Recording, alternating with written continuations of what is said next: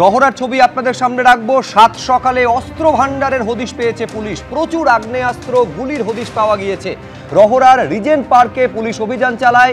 ইতিমধ্যে একজনকে গ্রেফতার করা হয়েছে। এই হচ্ছে সেই আগ্নেয়াস্ত্র যা পুলিশ উদ্ধার করেছে এই ফ্ল্যাট থেকে। কাপড়ের ব্যবসায় আড়ালে অস্ত্রের কারবার চলতো। যে আগ্নেয়াস্ত্র দেখতে পাচ্ছেন 16টি এরকম আগ্নেয়াস্ত্র, প্রায় 900 রাউন্ড কার্তুজ সহ গ্রেফতার করা হয়েছে মধুসূদন মুখোপাধ্যায়কে। রহরায় এই ফ্ল্যাটে পুলিশ অভিযান চালায়। লক্ষাধিক টাকা এবং গয়না বাজেয়াপ্ত হয়েছে। এইখানে সব থেকে বড় প্রশ্ন, এই অস্ত্র মজুত করা হয়েছিল কি কারণে?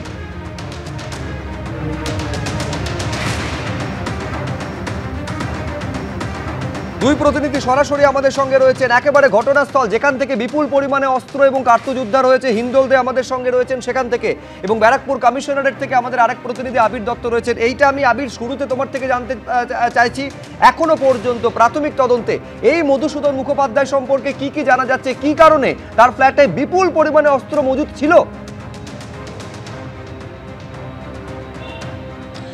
দেখো, শুরুতেই তোমায় বলি, ব্যারাকপুর পুলিশ কমিশনারেটের তরফ থেকে তারা যেটা জানাচ্ছেন যে তারা গোপন সূত্রে খবর পেয়ে ওই ফ্ল্যাটে হানা দেন এবং সেখান থেকে বিপুল সংখ্যায় আগ্নেয়াস্ত্র এবং গুলি উদ্ধার হয়েছে। যেটা জানা যাচ্ছে প্রায় 16টি আগ্নেয়াস্ত্র, যেটা আমরা দেখতে পেলাম পুলিশের তরফ থেকে ইতিমধ্যে ডিসপ্লে করা হয়েছে। এছাড়াও প্রায় 900-র ওপরে গুলি। শুধুমাত্র আগ্নেয়াস্ত্র আর গুলিই নয়, তার সঙ্গে লক্ষাধিক টাকা পাওয়া গিয়েছে। এটিএম কার্ড সোয়াইপ করার জন্য যে মেশিন থাকে সেই মেশিন পাওয়া গিয়েছে অ্যান্টিক কয়েন, এছাড়াও পাওয়া গিয়েছে সোনার গয়না। এবং এই যে বিপুল সংখ্যায় টাকা, সোনার গয়না এবং আগ্নেয়াস্ত্র এগুলো যে পাওয়া গেল যার কাছ থেকে, সেই মধুসূদন মুখোপাধ্যায়, তার বিরুদ্ধে এর আগেও অস্ত্র আইনে মামলা হয়েছিল। খড়দা থানাতেই অস্ত্র আইনে মামলা ছিল 2006 সালে। এবং শুধুমাত্র অস্ত্র আইনেই নয়, যেটা সূত্র মারফত আমরা জানতে পাচ্ছি যে তার বিরুদ্ধে মাদকেরও কিন্তু অভিযোগ ছিল, মাদক রাখা বা মাদক কোনো জায়গায় পাচার করারও অভিযোগ ছিল। পুলিশ সূত্রে যেটা আমরা একটি সূত্র থেকে যেটা জানতে পাচ্ছি যে বর্ধমানে এর যাতায়াত ছিল বা সেখানে সে সেই সময় থাকতো, এরকম একটা বিষয় তারা জানতে পাচ্ছেন, যেটা তারা ভেরিফাই করছেন। তার সঙ্গে সঙ্গে 2006 থেকে 2025 প্রায় 19 বছর ধরে টানা এই কাজ সে করে গিয়েছে। সেই আগ্নেয়াস্ত্রগুলো বিহার থেকে এসেছিল বলে মনে করছেন তদন্তকারীরা। বিহার থেকে এই আগ্নেয়াস্ত্রগুলো যেগুলো নিয়ে আসা হয়েছে, সেইখানে উদ্ধার হয়েছে 2টি মেশিন। যে মেশিন মূলত আগ্নেয়াস্ত্রগুলো খারাপ হলে বা কোনো না কোনো সমস্যা হলে, যান্ত্রিক ত্রুটি ধরা পড়লে সেগুলো সে সেখানে ঠিক করতো, এমনটাও তারা অনুমান করছেন, যেটা পরবর্তীকালে জিজ্ঞাসাবাদ যত এগোবে তত আরো বেশি স্পষ্ট হবে, বা জেরা যত এগোবে তত স্পষ্ট হবে।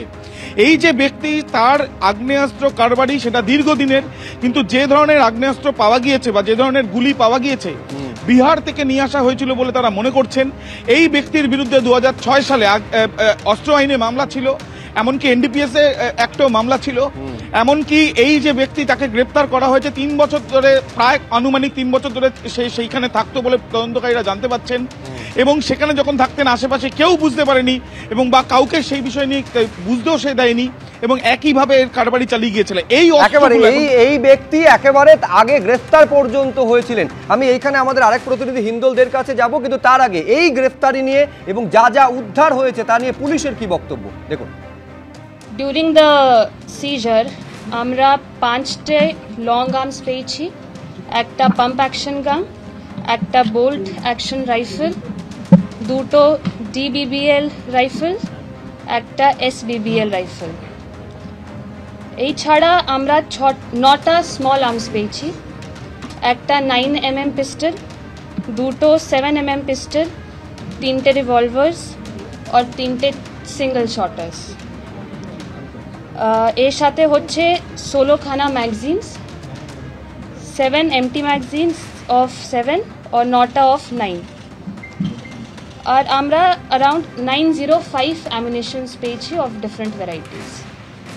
এই ছাড়া আমরা 1.4 লাখ মতো ক্যাশ পেয়েছি, গোল্ড অফ অ্যারাউন্ড 248 গ্রামস।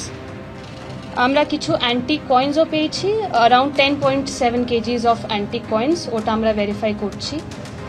এই ছাড়া আমরা ওখানে কিছু ইনস্ট্রুমেন্টস পেয়েছি, উইচ ইনক্লুডস একটা ব্যারেল, 2টো আয়রন পাইপস আর 2টো instruments for either making the weapon or repairing the weapon. যাকে অ্যারেস্ট করা হয়েছে, he is involved in supply and getting of arms, from which area we are verifying. তাকে supply করতো, ওটাও আমরা ইনভেস্টিগেশন করছি। এখন সব থেকে বেশি বড় প্রশ্ন যেটা উঠে আসছে, আমি হিন্দোলের কাছে যাব, সেটা হচ্ছে 2006 সালে এই ব্যক্তি নাকি গ্রেফতার হয়েছিলেন অস্ত্র এবং গাঁজা কেসে। এইখানে তো প্রশ্ন উঠবে যে এরকম একটা গ্রেফতার হওয়ার পর মুক্ত হওয়ার পরে তারপরে পুলিশের তাহলে কোনো নজরদারি ছিল না? এইখানে যে অস্ত্রের কারবার করতো, ফ্ল্যাটের মধ্যে 3 বছর ধরে সেখানে থাকতো, আশেপাশে কেউ কিচ্ছু জানতে পারেনি হিন্দোল?